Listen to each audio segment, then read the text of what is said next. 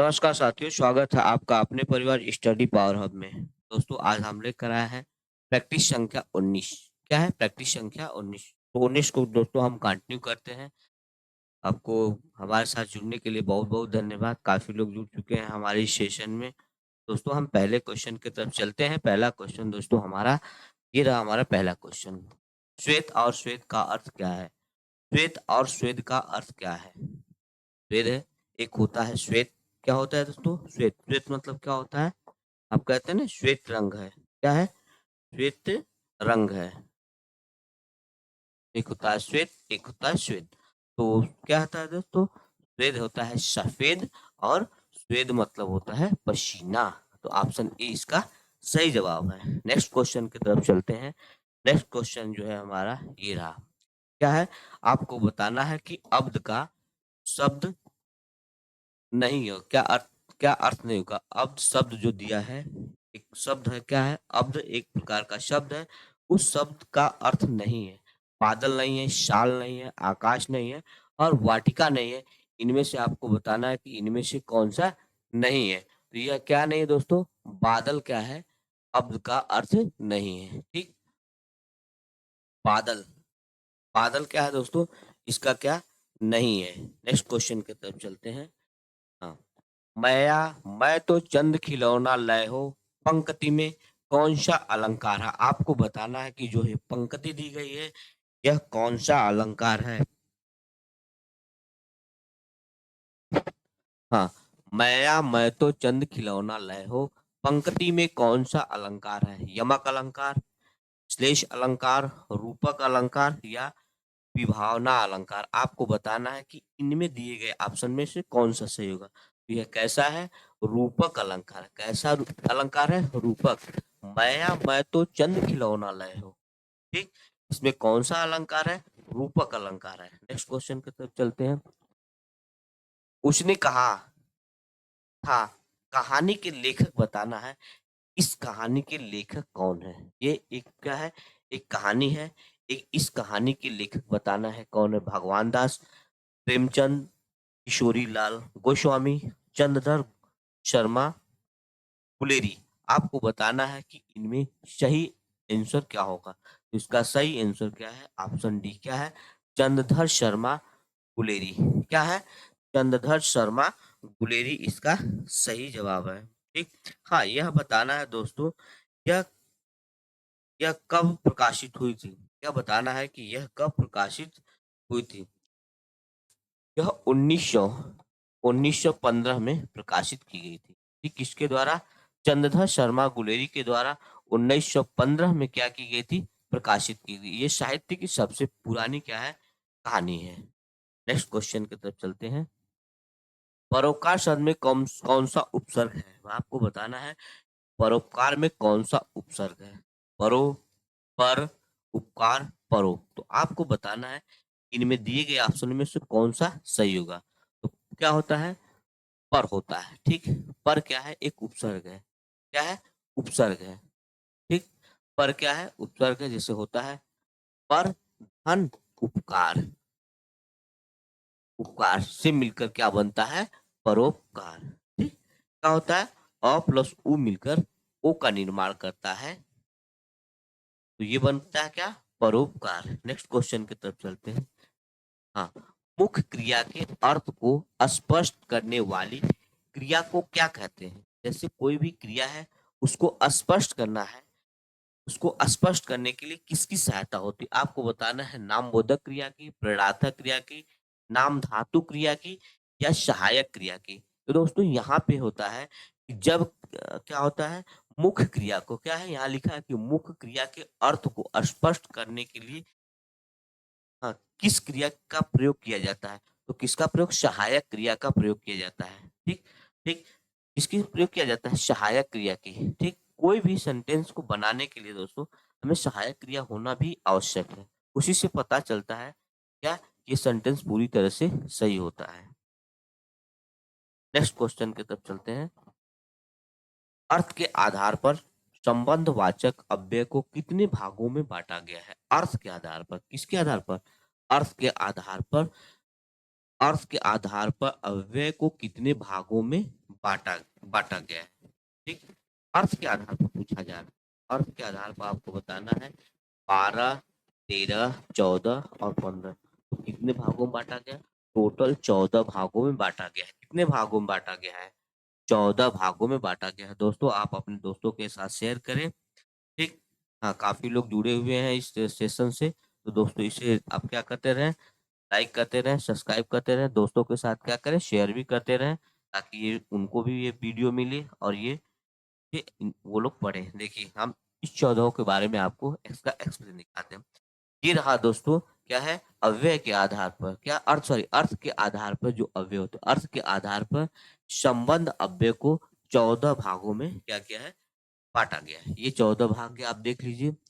कालवाचक, स्थानवाचक, दिशावाचक, साधनवाचक, हेतुवाचक, विषयवाचक और ये क्या है, व्यतिरेक वाचक, विनिमयवाचक, सादृश्यवाचक, विरोधावाचक, सहचरवाचक और क्या है, संग्रहवाचक, तुलनावाचक और लक्ष्यवाचक। ये 14 प्रकार से इनको क्या किया गया है, बांटा गया है। नेक्स्ट क्वेश्चन की तरफ चलते हैं।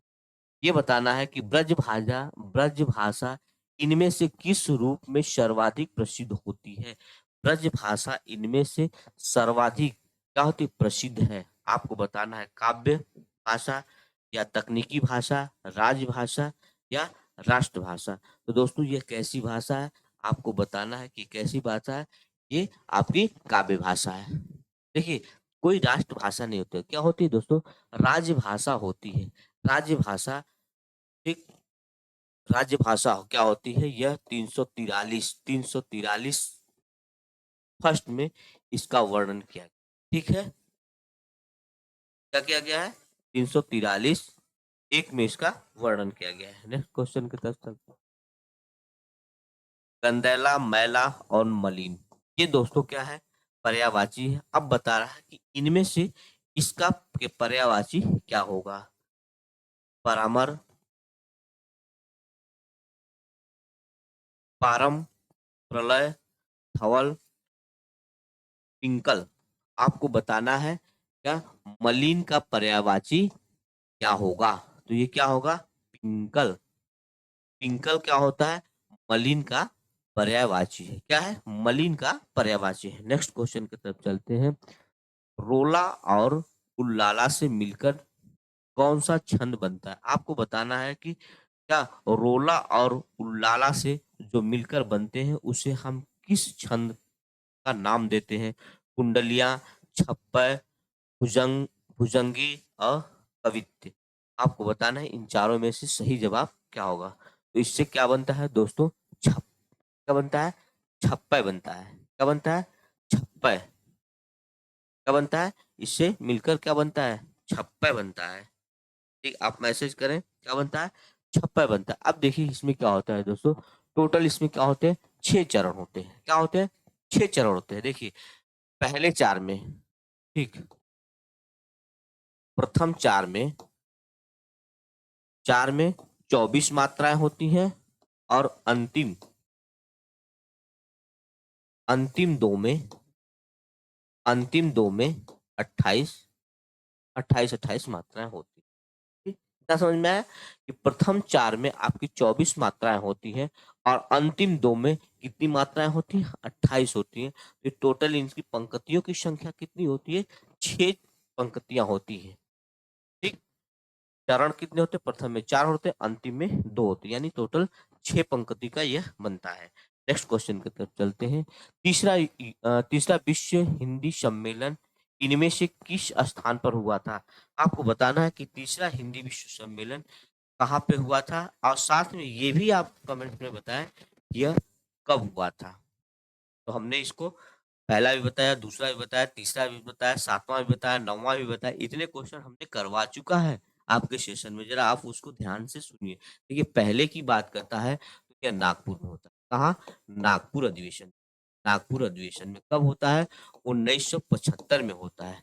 अगर बात दूसरे की जाए तो ये क्या कहाँ होता है, पोर्ट लुइस मॉरिशस में होता है। क्या कहाँ होता है, पोर्ट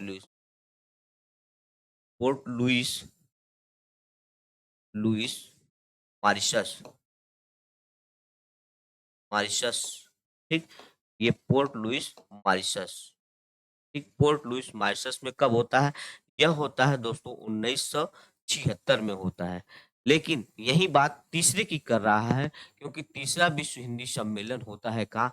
नई दिल्ली में। यह होता है 1983 में। कब होता है? 1983 में सम्मेलन होती है। नेक्स्ट क्वेश्चन की तरफ चलते हैं। क्या वर्ण किन वर्णों के संयोग से मिलकर बनता है? क्या हुआ? क्या बताना है कि किससे मिलकर बनता है?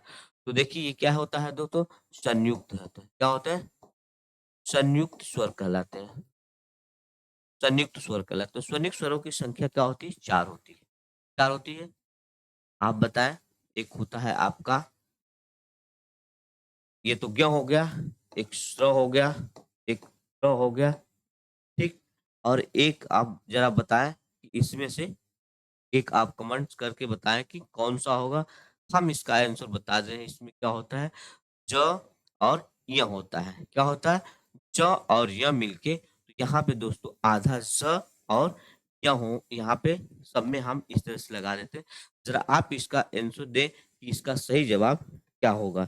इसका आप आंसर दें, इसका सही जवाब क्या होगा। तो आधा ज होता है और क्या होता है? य होता है। क्या होता है? आधा ज और य होता है। तो इसका सही आंसर ऑप्शन ए होना, ऑप्शन बी होना चाहिए था। लेकिन यहाँ पे थोड़ी-सी टाइपिंग से एरर हो गया था। तो दोस्तों इसका सही आंसर ऑप्शन बी, क्योंकि आधा ज होता है, ठीक? आधा ज होता है। इसी प्रकार स को बनाना होता है, तो स प्लस आधा स प्लस र, को बनाना होता है, तो आधा त और र। जरा एक और आप लिख कर बताइए कि वो चौथा संयुक्त व्यंजन क्या होता है? नेक्स्ट क्वेश्चन की तरफ चलते हैं। इन इनमें से आवृत्तिवाचक विशेषण का उदाहरण कौन-सा है? क्या बताना है? आवृत्तिवाचक विशेषण बताना है। इसका उदाहरण क्या होता है? 4 क्या होता है? यह तो संख्यावाचक होता है। 2, 2 ये भी क्या होता है? संख्यावाचक में आते हैं।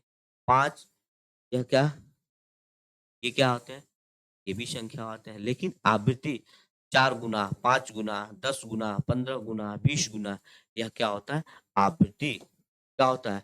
आवृत्ति का मतलब होता है दोहराना। 4 गुना, 5 गुना, ठीक? मतलब इनकी आवृत्ति करना, बार-बार इसको आवृत्ति करना। नेक्स्ट क्वेश्चन की तरफ चलते हैं। हाँ, इनमें हाँ, निम्न में आपको बताना है कि अव्यय क्या है? निम्न में अव्यय क्या है? तो निम्न में अव्यय क्या है दोस्तों? आह क्या है? आह क्या है? यह क्या है? अव्यय है, ठीक? आह क्या है? अव्यय है। नेक्स्ट क्वेश्चन की तरफ चलते हैं।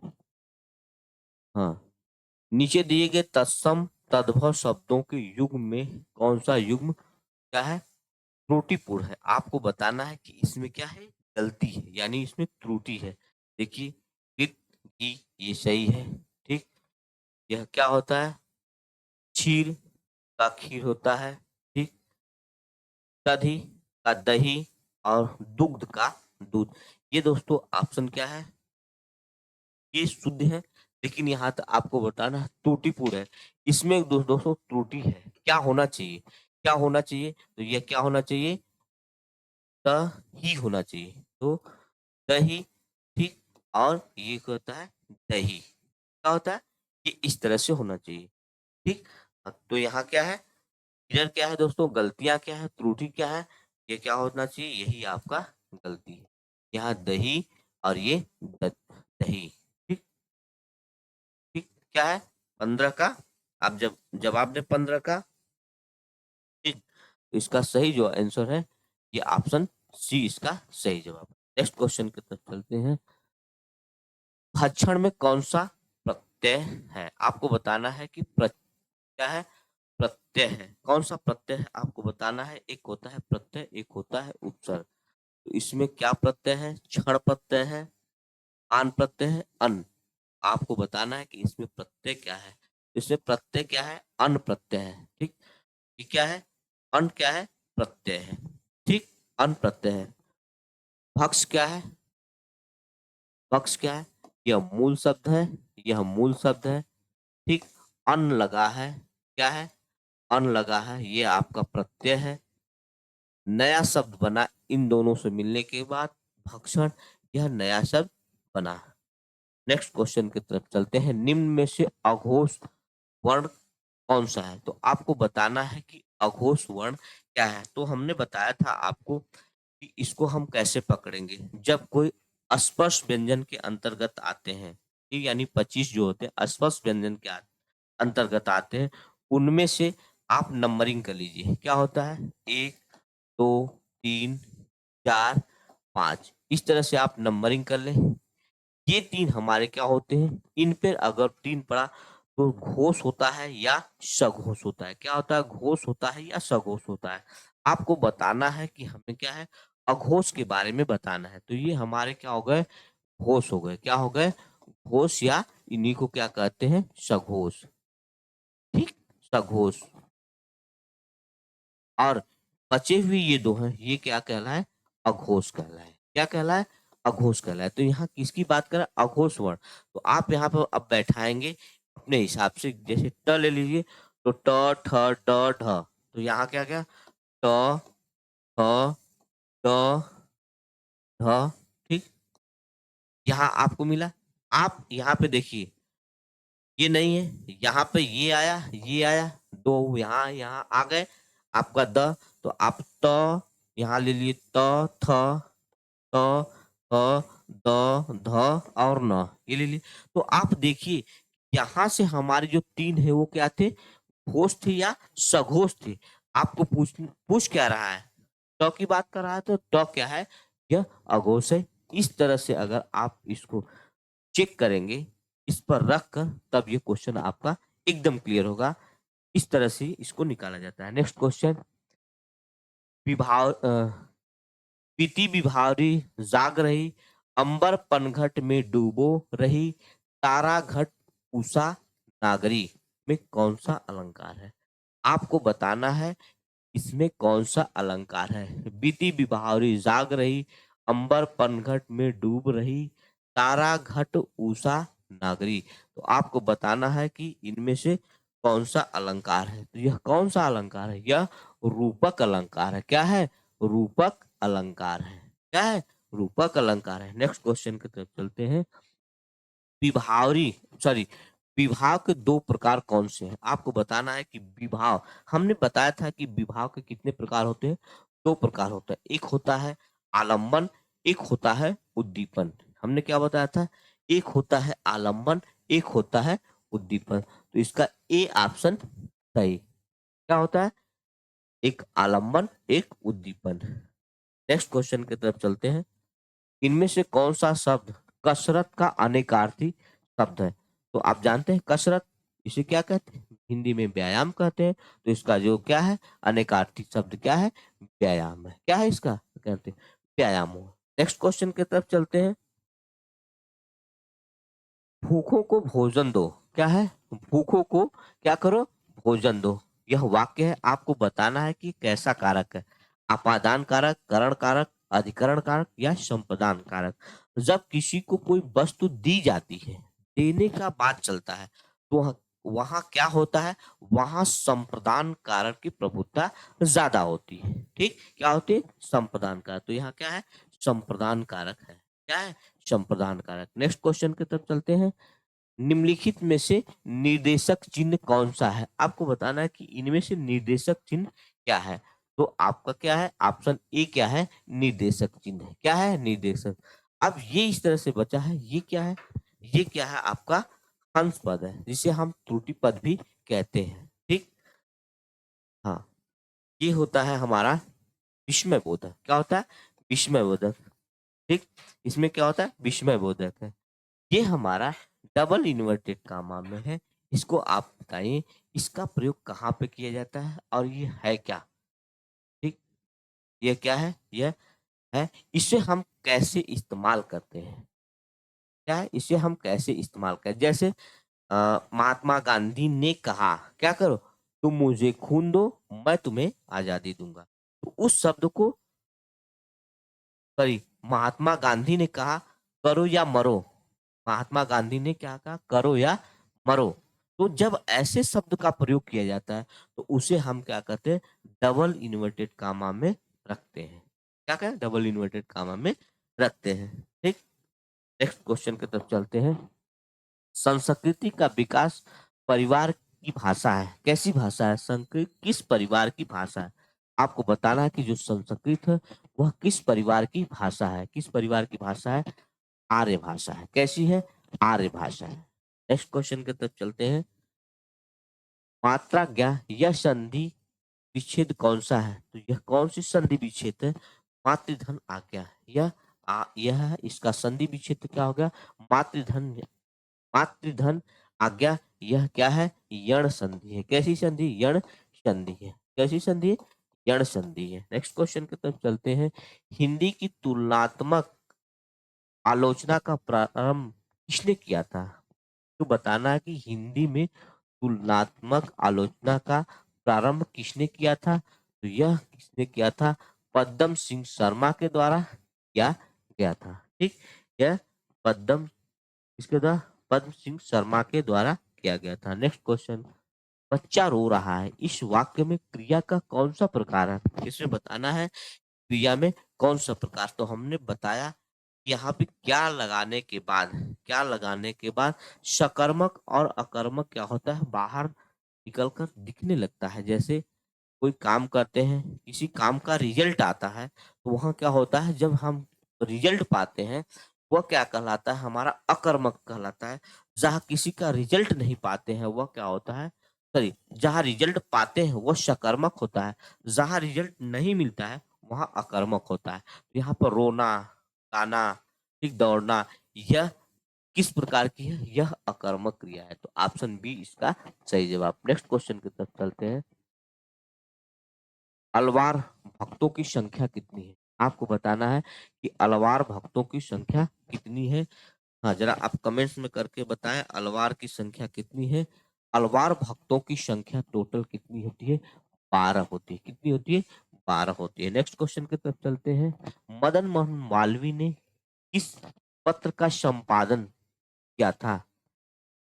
हाँ, सुदर्शन, ब्राह्मण, प्रताप और अभ्युदय। तो किसका किया था? अभ्युदय का किया था।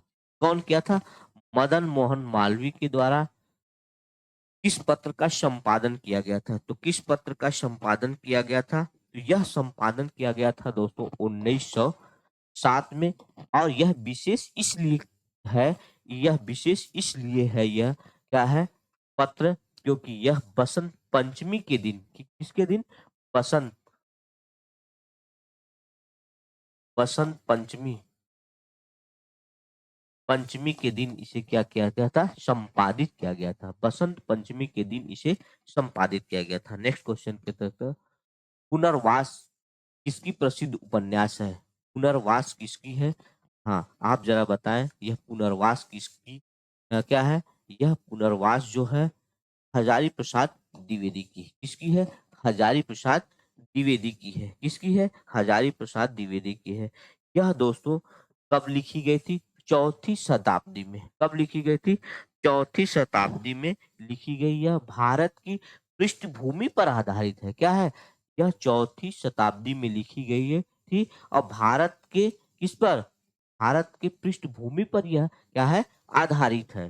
नेक्स्ट क्वेश्चन की तरफ चलते हैं। पक्ष शब्द का अर्थ का वाचक नहीं है। तो पक्ष का वाचक अर्थ नहीं क्या है? पखेरु क्या होता है? नहीं है। क्या है? पखेरु क्या है? नहीं है। नेक्स्ट क्वेश्चन की तरफ से, इस काल को गद्यकाल के नाम से भी जाना जाता है। किसे जाना जाता है? आधुनिक काल को गद्यकाल के रूप में माना जाता है। इसे किसे माना था? आचार्य क्या? आचार्य द्विवेदी ने कहा था। आचार्य रामचंद्र शुक्ल ने कहा था। किसने कहा था? आचार्य रामचंद्र क्या कहा था? हाँ, आचार्य रामचंद्र शुक्ल ने इसे गद्य काल कहा था। और वीर गाथा की बात की जाए तो वीर गाथा को आदि काल कहा जाता है। इसे क्या कहा जाता है? आदि काल कहा जाता है। आदि काल कहा जाता है। और इसे क्या कहा जाता है? इसे कहा जाता है उत्तर मध्यकाल। उत्तर मध्यकाल। मध्यकाल इसे क्या कहता है? पूर्व मध्यकाल। मध्य काल कहा जाता है। तो ये चारों काल है दोस्तों। नेक्स्ट क्वेश्चन की तरफ से झंडा उठाना। झंडा उठाने का मुहावरा अर्थ क्या होता है? झंडा उठाने का मतलब होता है किसी चीज का क्या करना? नेतृत्व करना। झंडा उठाना मतलब किसी चीज का नेतृत्व करना। ऑप्शन सी इसका सही जवाब है। नेक्स्ट क्वेश्चन की तरफ चलते हैं। क वर्ग में घोष वर्ण कितने हैं? आपको बताना है कि क वर्ग जैसे क, ख, ग, घ में आपको बताना है कि घोष वर्णों की संख्या कितनी है। हमने बताया था कि 1, 2, 3, 4, 5 इस तरह से लिख देंगे तो इसको घोष या सघोष कहते हैं। ये दोनों हमारे अघोष होते हैं। क्या? अघोष होते हैं। यहाँ पर आपको बताना है क, ख, ग, घ और ज्ञ। ठीक? ये हमारे टोटल कितने हैं? टोटल तीन हमारे क्या है? आपके घोष वर्ड है। तो ऑप्शन डी इसका सही आंसर है। नेक्स्ट क्वेश्चन की तरफ चलते हैं। छंद की हाँ, छंद की दृष्टि से गणों की संख्या कितनी होती है? तो आपको बताना है कि छंद की दृष्टि से गणों की संख्या कितनी होती है। तो टोटल यहाँ पे गणों की जो संख्या होती है टोटल कितनी होती है? 8 होती है। यह गण क्या होते हैं? या या माता राजभानस, या माता, यह एक सूत्र है। क्या है? या माता राजमानस, या इसमें लगा है। ठीक? इतना जोड़ देते हैं तो यहाँ गण क्या होते हैं? ये निकल आते हैं। जैसे हम यहाँ कह दें 1, 2, 3, 4, 5, 6, 7, 8, ये हमारे क्या है? गण है। तो टोटल 8 गण है। इनमें 3 वर्णों को मिलने के बाद एक गण का निर्माण होता है। तो अगर वर्ण की बात करें, एक दिन क्वेश्चन हमने बनाया था कि कितने वर्ण मिलते हैं तो एक गण का निर्माण करते हैं। तो 3 वर्ण मिलते हैं तो गण का निर्माण करते हैं। नेक्स्ट क्वेश्चन, निम्नलिखित में से शुद्ध वाक्य की पहचान की। तो इसमें राधा घर नहीं, राधा घर नहीं है, राम पाठशाला बैठा है। ठीक? आप अवश्य सुने होंगे। मैंने एक नाटक का अनुवाद किया। तो जो सही प्रोनाउंसिएशन हो रहा है ऑप्शन डी क्या है? मैं एक नाटक का क्या किया? अनुवाद किया। ऑप्शन डी इसका सही जवाब है। नेक्स्ट क्वेश्चन की तरफ चलते हैं। संसार में सभी तरह के लोग रहते हैं। कोई क्या कहता है? उदार तो कोई, आपको भरना है इनमें उदार, निर्धन, संकीर्ण, रंग, अनुदार, योगी या संकीर्ण वित्त व्यय। तो आपको बताना है यहाँ सेंटेंस, संसार में सभी तरह के लोग रहते हैं। कोई उदार तो कोई अनुदार। क्या होता है? कोई उदार तो कोई अनुदार, कोई धनवान तो कोई निर्धन। ठीक? यहाँ बना देने के बाद यह ऑप्शन ए इसका सही सटीक आंसर है। नेक्स्ट क्वेश्चन की तरफ जाते हैं। चिरंतर, चिरंतर का विलोम क्या होगा? तो चिरंतर का विलोम क्या होता है? नश्वर होता है। क्या होता है? चिरंतर का विलोम क्या होता है? नश्वर होता है। नेक्स्ट क्वेश्चन की तरफ चलते हैं। प्रभु जी तू चंदन हम पानी किसका वाक्य है? आपको बताना है कि प्रभु जी तू चंदन हम पानी किसका वाक्य है? यह कबीर द्वारा, साधु द्वारा, नानक द्वारा या रैदास द्वारा? यह जो पंक्ति दी गई है यह किसके द्वारा पंक्ति दी गई है? तो यह किसके द्वारा? रैदास के द्वारा यह पंक्ति दी गई है। नेक्स्ट क्वेश्चन, निम्न में से कौन सा समास क्या है? कैसा है? द्विग समास है। आपको बताना है कि इनमें से चारों ऑप्शन में से द्विग समास कौन सा है? कौन सा है? तो भला बुरा, पंसेरी, ठीक, पंसेरी, नवयुवक और बखूबी।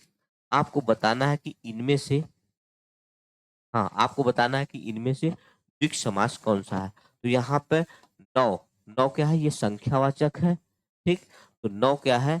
ऑप्शन नौ युवक क्या है? यहाँ पे द्विग समास है। तो ऑप्शन सी इसका सही जवाब। नेक्स्ट क्वेश्चन, हम लास्ट क्वेश्चन की तरफ। हाँ, कलम का सिपाही जीवनी किसके जीवन पर आधारित है और इसके लेखक कौन है? तो यह इसका लेखक कौन है या किसके पर आधारित है यह जीवनी? यह प्रेमचंद क्या है? प्रेमचंद की जीवनी है। और किसके द्वारा इसे लिखा गया था? यह अमृत राय के द्वारा यह लिखा गया था। इसके लेखक कौन है? अमृत राय। यह किसके ऊपर आधारित है? मुंशी प्रेमचंद के ऊपर आधारित है। और इसे लिखा किसने था? अमृत राय ने लिखा था। तो दोस्तों, आज का सेशन यही समाप्त होता है। हम मिलते हैं किसी नेक्स्ट वीडियो में। तब तक आप मुझे इजाजत दीजिए। मिलते हैं नेक्स्ट वीडियो में। Take care. Thank you. धन्यवाद। जय हिंद, जय भारत।